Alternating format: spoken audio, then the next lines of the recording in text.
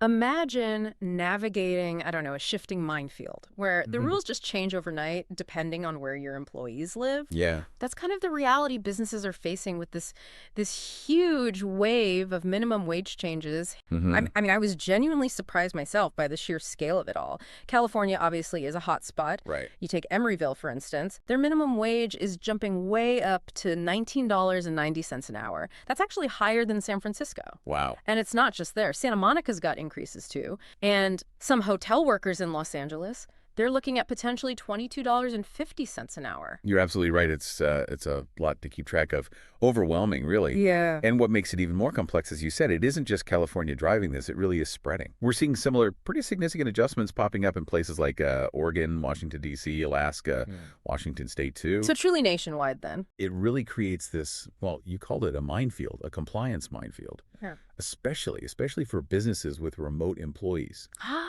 Yeah, I can see It's that. almost like, playing whack-a-mole for employers trying to hit all these different local wage targets Right. and missing just one update, say, for someone working remote versus your main office team that could have real legal and financial consequences. If we're talking broad compliance, what about the other side? The salaried folks, usually not eligible for overtime, do their salary thresholds change too? They absolutely do, and that's a really crucial detail that, honestly, a lot of employers can overlook. Just for clarity, we're talking about, professionals, administrators, managers who, under federal and state law, are exempt from overtime Right. if they meet certain salary and duties tests. Alaska is raising its threshold for exempt employees. It's going up to $1,040 a week. A week, okay. And California, well, their annual threshold is staying put at $68,640 for now. Right. But, and this is key, it's tied directly to that base hourly minimum wage requirement, the $16.50.